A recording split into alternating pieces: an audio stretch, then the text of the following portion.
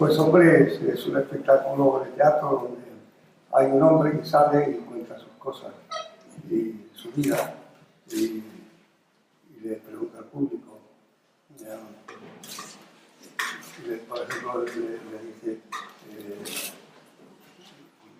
¿qué piensan ustedes por ejemplo, de la crecida del Turia, ¿no? ¿Tú qué piensas de eso?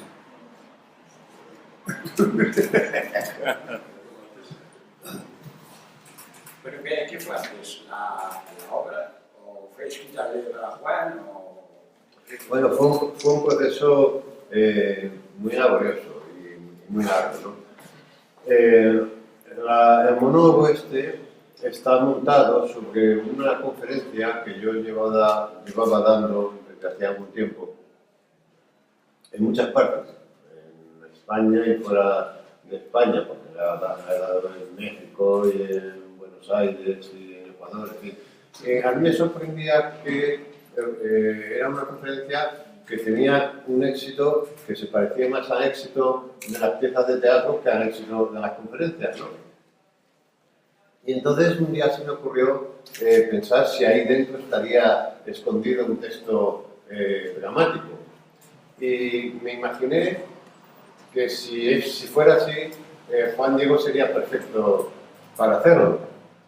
Y yo no conocía a Juan Diego más que de algunos momentos ocasionales, nos habíamos visto en manifestaciones, pero no éramos amigos ni conocidos, pero yo soñaba con que ese texto lo viera Juan, porque no era capaz de imaginarme a otro actor, ¿no? Y entonces un día conseguí su teléfono, sí que llamé por teléfono, pero colgué enseguida porque me dio un susto enorme, porque cogió el teléfono, sonó el contestador automático, decía aquí Juan Diego, para cualquier cosa de trabajo, ya me ha dado. Y yo me quedé aterrado porque claro, me estaba llamando para una cosa de trabajo y digo, bueno, este hombre ya si averigua que he sido yo no me habla en la vida, porque era un mensaje muy desabrido. Y yo como que, en fin, lleno de pánico. Y entonces busqué a una persona que hiciera de intermediaria, que conocía muy bien a Juan, y me dio el texto y dije, oye, ¿te importaría pasar esto a Juan a ver qué me parece? Y Juan me llamó enseguida, entusiasmado con el texto, me dijo que le gustaba mucho. Yo tardé en decirle que había hecho una llamada fallida. Y entonces a partir de ahí, pero claro, eso era una conferencia que estaba contada desde mí, desde Juan José Millar. Y eso, claro, había que hacer un trasvase, había que crear un personaje, en fin, había que hacer un texto dramático. Con lo cual, aunque en el origen de todo está esa conferencia, pues ya el texto no se parece nada. Entonces nosotros lo que empezábamos, Juan entonces estaba haciendo mucho cine en ese momento, todavía estaba haciendo también televisión, y entonces decidimos tomarlo con calma, ¿no? Y entonces lo que hacíamos es que una vez a la semana nos reuníamos en casa de Juan, al principio ellos solos, nos reuníamos a las 12, trabajábamos en el texto, íbamos trabajando, luego comíamos un couscous maravilloso, yo iba por el couscous, siempre lo he dicho, y luego ya a los 3 o 4 meses de estar trabajando solo se incorporó Emilio Hernández, el director, y ya fue un trabajo, yo calculo, como de 2 años, ¿no? Yo me llevaba deberes a casa, trabajaba, Juan lo veía, decía, me tira aquí un poco, ¿no? Y entonces yo pues corregía la sisa un poco, y fue un trabajo, la verdad es que yo creo que durante ese proceso yo ni llegué a pensar en que esto se estrenaría un día, con toda franqueza. Yo lo que pasa es que me estaba divirtiendo mucho el proceso, ¿no? El proceso porque además los escritores, como sabéis, escritores de novelas sobre todo, trabajamos muy solos, no hay nadie que nos devuelva la pelota, estamos en una soledad absoluta y sin saber si nos estamos equivocando. No solamente como escritor, sino incluso como periodista, yo trabajo en casa y trabajo solo, no hay nadie que me devuelva la pelota, ¿no? y de repente pues esta era una oportunidad en que tenía un director y un actor que yo daba ideas y ellos me devolvían la pelota y aquí se convertía en un juego interactivo que para un escritor acostumbrado a trabajar solo era fascinante. De manera que nunca pensamos, yo creo que nunca pensé seriamente en estrenar, porque además una cosa la íbamos alargando, íbamos pasando también el proceso, era el viaje a Ítaca, ¿no? O sea, no teníamos ningún interés en llegar, pero por estas cosas raras de la vida y en unos momentos tan complicados, llegamos. Y llegamos con mucho éxito porque hemos hecho ya 2 temporadas en Madrid, ahora mismo hemos terminado la segunda en Teatro Español, que estrenamos la temporada anterior en Bellas Artes, hemos vuelto al Teatro Español, pues creo que con un 98% de ocupación, los 2 meses que ha estado ahora, y entre tanto, sin parar, haciendo una gira que desde luego a mí me admira la fortaleza de Juan, porque no ha flaqueado en todo este tiempo. Hicimos un año, el 1 de noviembre, y no ha flaqueado, no ha cogido un catarro, no ha cogido una gripe, está con la fiebre y la fuerza que veis, y claro, pues ya el sueño, en fin, de alguien que ha nacido aquí, la idea era estrenar aquí en Valencia, y además en un teatro tan bonito. Creo recordar que en este teatro yo lo conozco porque daban los premios Turia, y ahí nos vimos nosotros por primera vez. Seguramente, los premios Turia tenemos premiados los dos. Sí, vamos. Y entonces, bueno, pues aquí está Juan dispuesto también a comerse una plaza. Impresionante. Sí, hemos venido, hemos Ahora por una el comida. digo, ahora me convidas tú allí con tu arrozico. Si hubiera estado la familia, hubiera hecho la familia. Si no me llevara al restaurante. Hemos venido por la comida. Y bueno, pues nada, señor. Ajá. Entonces, Yo siempre digo, Juan es un actor de un tamaño, siempre digo que si fuera, no lo puede soportar. Siempre digo, si hubiera sido norteamericano, sería Robert De Niro, por ahí, ¿no? Él ha cogido, no, es asombroso, ya lo veréis, porque él se ha hecho este personaje que hemos ido construyendo, ¿no? con el tiempo, él lo ha hecho tan suyo,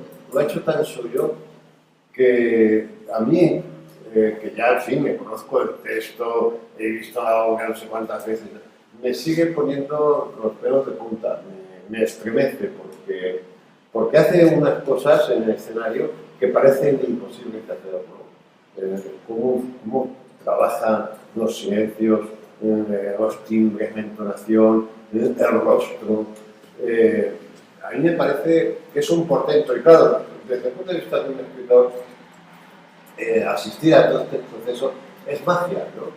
Es magia porque, claro, entre un texto a secas y un texto dramatizado y dicho por un actor de este tamaño, pues es como la transubstanciación esta de la que hablan los católicos, ¿no? De que sin dejar de ser pan y vino, es al mismo tiempo cuerpo y sangre de Cristo, pues este señor, sin dejar de ser pan y vino, se convierte en este personaje del monólogo, que es una especie de, como una especie de profesor de instituto, una especie de erudito de provincias, ¿no? Una especie de gloria local, aficionado a la gramática y tal, que se pone a dar una conferencia sobre gramática y de repente se olvida los papeles porque empieza a contar cómo fue su relación con las primeras palabras, los malentendidos que le generaban las palabras que escuchaba a sus padres, a su familia, palabras como aborto, como amorfo, y bueno, ya digo, visto todo el proceso desde dentro, como he tenido yo el privilegio de verlo, pues la verdad es que es magia, ¿no? Está muy bien, ¿no? Trabajar en el vocablo, ya va el humor. El humor negro. Es imposible. Hay humor, yo qué sé, de un Mediterráneo, pero un Mediterráneo sequet, ¿no? De las profundidades esas de la mala uva, No. hay una construcción. Bueno, todavía no me toca, pero que no. No, yo voy haciendo, pero es que esto del humor me fastidia, porque parece que todo el mundo tiene que vender hoy sus cosas como que hubiera humor, ¿no? Yo suelo decir, la gente se ríe mucho al empezar la función, digo porque el humor no está en mi intención, quiero decir, es un efecto colateral, como cuando los americanos bombardean unas bases militares y matan a 300 niños que había en un hospital de al lado, ¿no? Pues el humor en mi pieza es un efecto colateral, no está buscado, ¿no? Que genera el personaje en su reflexión, en su interrelación con el público. Y de pronto, pues, en un gesto determinado, pues de pronto la gente se sorprende y se ríe. Es un gesto mínimo, se ríe como cuando se quedan.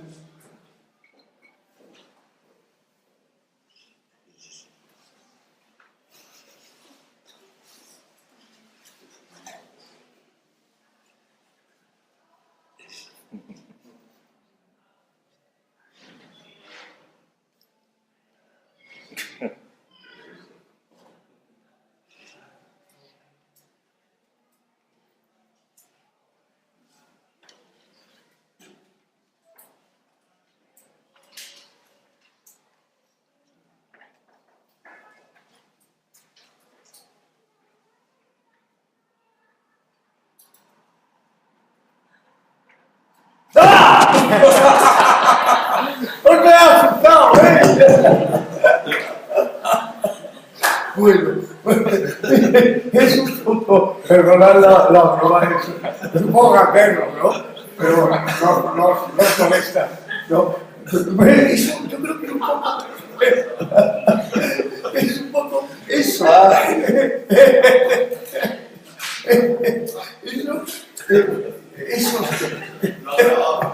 Eso se llama jugar, ¿no? Los ingleses el play, nosotros lo hacemos de otra manera. Tenemos que trabajar, que yo digo, juguemos. Y entonces cuando subes arriba, juegas, ¿no? A mí de pronto pensando en esto y explicar los silencios, he aprovechado el elemento externo. Tú, Vicente Bajo, tú te has quedado con lo fuerte que eres. He aprovechado un elemento, sobre todo a mis amigos de la cámara, que le he dedicado un rato y se ponía diciendo que tenía cara asustado. ¿Qué estoy haciendo? Y he aprovechado un elemento externo que solemos hacer mucho, sobre todo el monólogo, que se mete dentro del discurso y de pronto lo encardino dentro de la historia. Y eso a la gente le sorprende muchísimo, porque no se vivifica de pronto. La bajada de María Ángeles, de pronto, a vosotros, yo he mirado arriba, habéis oído un ruido de alguien que ha bajado, tú has girado, y dices que ya han empezado todos a girar y dices, ¿qué pasa? Y no pasa nada, ¿no? Y bueno, ponía un ejemplo de cómo, qué es lo que ocurre un poco en el espectáculo. Pasan cosas de este tipo, no tan descaradas ni tan perras, pero jugamos con el espectador, jugar mientras ellos están jugando también, porque no se puede jugar con el que no quiere jugar. Y entonces eso origina estas situaciones, ¿no? Bien, hay de decir, perdona, respondiendo antes a Juan que hubiera sido imposible construir este personaje del que estamos hablando si no hubiera eso que se dice estos mimbres, ¿no? Esos mimbres, voy a hacer un cesto con estos mimbres. Y hacer un personaje de estas características tenía que tener la esencia sobre la que construir. Y tenía unas bases impresionantes de ternura, de integridad con el personaje, ¿no? Pero sí, es un tipo tierno, me apetecía, sentía que era alguien muy tierno, muy de ser querido. Son esos seres anónimos que tenemos como millones de seres anónimos en España, ¿no? Que hacen el día a día en la cultura, en ese instituto en el que él trabaja, o en la pastelería, o en el pan, o cortando las entradas, son esos hombres y mujeres, pues, esto está todo como cabreado, pero Juan, hombre, por favor, ¿no? Y entonces hacen esta cosa así tan pequeñita, me recuerda mucho mi infancia a la hora de hacer el personaje. Antes que buscas una complicidad con el público. Sí, y lo hago, para ser más exacto, lo hago coprotagonista, con los silencios, las preguntas, porque si no sería un soliloquio. Y entonces pretendemos que sea pues, un monologar un poco abierto. O sea, el público participa porque... No, pero que nadie se asuste, ¿eh? No le hace hablar al público, porque ya sabes tú o sea, el trabajo de hacer. Es decir, yo mantengo que el circo se fracasó cuando empezaron a sacar a la gente, claro. A la gente le daba vergüenza salir.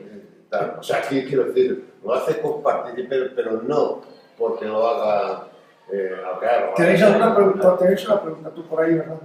¿Qué eras tú, no? Bueno, no, pero yo sí te voy a aprovechar esta pausa. Os quería preguntar, ahora que estamos hablando del público, porque es un personaje que incluso a vosotros mismos os sorprendió, porque en Toledo, que ya habéis estado allí estrenando función, estuvisteis de gira, os pasó algo que incluso no te quedaste sin palabras, ya que es la lengua madre, pero sí te sorprendió que el público constantemente interrumpía con risas y aplausos del espectáculo. Entonces os sorprendió hasta ese perfil del personaje, tanto a Emilio como a Juan José, como a ti. Sí, ocurrió ya, hicimos un ensayo general en agosto, esto lo estrenamos en noviembre, hicimos un ensayo general a beneficio de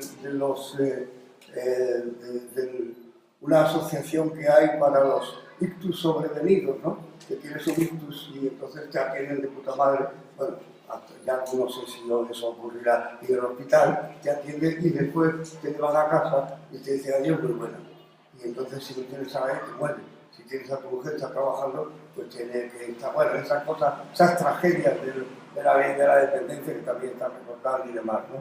Y entonces acordé, porque me contaron que yo hiciera una foto para un almanaque y la hice y de pronto pensé, digo, oye, ¿por qué? Yo tengo una función de teatro, ¿por qué no hacemos una función? Vosotros me dejáis en la Casa de Cultura y lo que saquéis para la asociación, y se lo propuse a Juan y a Emilio, digo, qué bien, y ya el embrión de lo que podía ser lo hicimos aquí, y fue muy prometedor. Allí vimos ya las primeras reacciones, pero eso es un misterio, ¿no? Bueno, Las, y no ha fallado, ¿eh?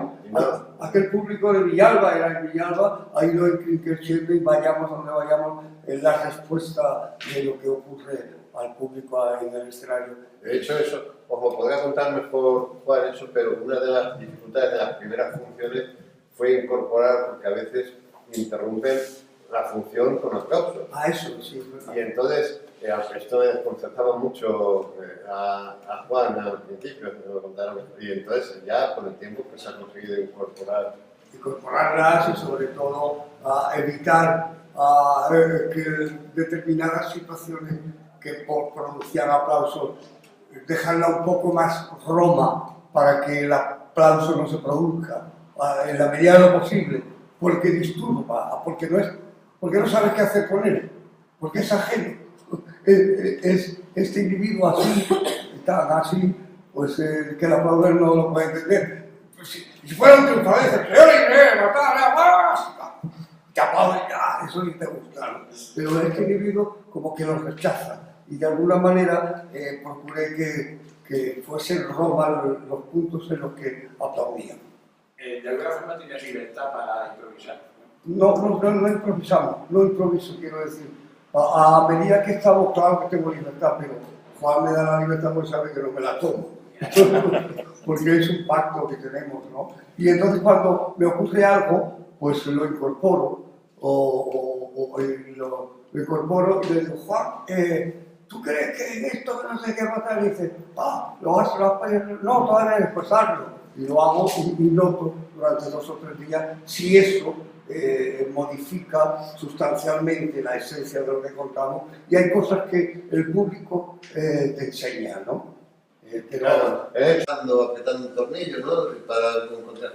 Y precisamente ahora en el Teatro Español suspendimos una semana antes las funciones para que pudiera descansar un poco y prepararse para Valencia.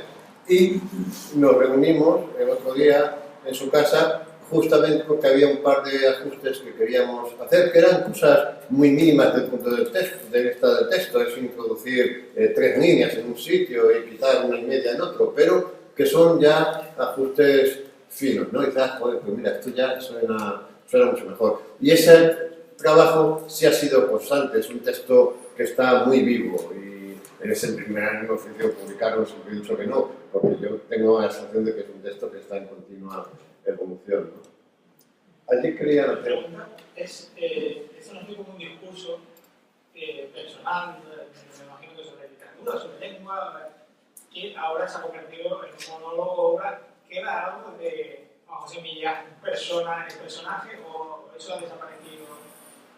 No sé, ¿a ti qué te parece? Que si has desaparecido tú. Que si queda algo de mí, de Juan José Millás, en ese texto, de la persona de Juan José Millás. Eso lo sabrás tú mejor que yo, porque tú fuiste, lo escribiste, tú sabes cómo eres. Pero tú oyes a veces mi voz dentro de tu Bueno, sí, la voz de Juan, sí, la voz de Juan está ahí, está en la literatura. En la literatura está la voz del autor. Y la grandeza del teatro es, manteniendo la voz del autor, hay una interpretación de esa voz que da el personaje. El personaje pasa por su manera de entender, sentir, sufrir, vivir la vida y las emociones, porque ha sido construido con ese material y por lo tanto es como esa otra manera de explicar lo que siente Juan cuando escribe. Pero claro, al interpretar, puede ocurrir que otro personaje, otro actor, interprete este monólogo y sea totalmente distinto a lo que yo hago, pero siempre estará la voz del autor, la voz escrita, ¿no? Yo me gusta muchísimo más que como actor me llamen intérprete, pero me he cansado de decirlo porque nadie me llama intérprete porque está en desuso. Pero, por ejemplo, esa realidad de este personaje no existe hasta que yo, no existe, no está viva hasta que yo no la interpreto, no la saco de esa parte en la que todavía está en letargo. De manera que si otro intérprete interpreta a ese personaje o interpreta una realidad, es absolutamente distinta. Pero vamos, yo de cualquier manera estoy absolutamente encantado, sea yo un hijo de Juan, el padre de Juan. Lo importante es que hemos sabido crear un espectáculo teatral muy interesante, muy potente. A mí me hace infinitamente feliz. Le decía antes a una cámara, que es que no sé cuánto tiempo lo disfruto tanto porque me ha sorprendido el hacer un monólogo y que responda de esta manera, que sea capaz de... Yo creo que es el mejor trabajo, sin lugar a dudas, lo creo, el mejor trabajo que he hecho en teatro y del que me siento más orgulloso y del que disfruto como nunca soñé. Creo que esto que decía Juan ahora, y llevo un mes y pico con 2 inviernos, 2 años, la velocidad con la que voy, y no tener un catarro ni una fonía, eso significa que aquí cuando sales a trabajar tienes los conflictos, los sufre, pero los vive y los suelta, las risas, todo cuanto hay pasa por ti. Y no tengo contradicciones en el escenario, nada más que la del personaje. Yo creo que a eso se debe de ver, porque siempre todo el mundo tiene un catarro en invierno, ¿no? Pues yo no tengo catarro. Es sorprendente. Y tengo 45 años, como sabéis, ¿no? Perdón. No, antes has comentado que estuviste aquí haciendo El beso de la mujer araña. Me he acordado que con Pepe Martín, creo que fue, que me encantó el papel que era un trabajo a dos. Aquí es un trabajo a uno. Sí. Pero estás comentando que es un monólogo y normalmente el monólogo siempre se asocia al monólogo cómico, lo que estáis comentando. Sin embargo, el cartel, la comedia. exactamente. Sin embargo, el cartel no incita a que sea una obra cómica. Y el título, La lengua madre, a mí me sugiere muchas cosas. Puede ser una persona, con los dos, comprometidos bastante con vuestras creencias, analiza o profundiza algo con lo degenerado que está el lenguaje hoy en día, utilizando frases del tipo de recesión hacia adelante y cosas de estas, o... Bueno, sí, se habla de los eufemismos, o sea, la obra, digamos que está compuesta de dos materiales que se trenzan y se convierten en uno, pero, en fin, separados a efectos, digamos, metodológicos, para hacernos entender. Por un lado, este personaje va contando la perplejidad que a él le han producido y producía el encuentro con las palabras de niño o extraño, que es el hecho de hablar, el hecho de que las palabras lleven una doble vida, porque lo que pone, porque tienen un significado en el diccionario y un significado en la vida. Si tú buscas vagina en el diccionario, dice conducto de paredes membranosas que en las hembras une la vulva con el útero. El tema de los mamíferos. De los mamíferos, perdón. Claro, si en la vagina, dice el personaje, fuera solo eso, ¿qué interés íbamos a tener los hombres en meternos en un conducto de paredes membranosas que en las hembras de los mamíferos une la vulva con el útero, ¿no? Es decir, que las palabras llevan innecesariamente, como la gente complicada, una doble vida. Entonces, por un lado está esa perplejidad frente al hecho de hablar, sobre la que reflexionamos poco, pero hablar es la cosa más rara del mundo, y además las palabras, al mismo tiempo que nos acercan a la realidad, nos distancian de ella, puesto que se convierten en un intermediario. Nosotros ya no podemos acercarnos a la realidad sin ese intermediario, al contrario de los animales, que viven la realidad, que son la realidad. Nosotros ya no somos la realidad. Y todo eso está combinado con reflexiones sobre cómo somos hablados por el poder y cómo a una cosa que es una estafa la llaman preferente para que tú te creas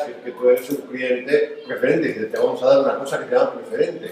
Y tú, claro, dices, pues me han escogido, qué suerte tengo, ¿no? O los eufemismos, como el poder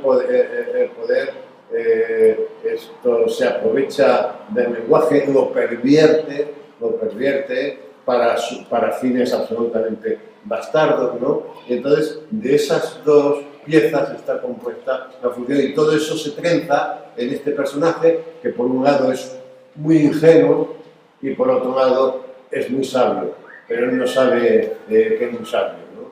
Y esa ingenuidad lanza destellos sobre la realidad en la que vivimos realmente terroríficos.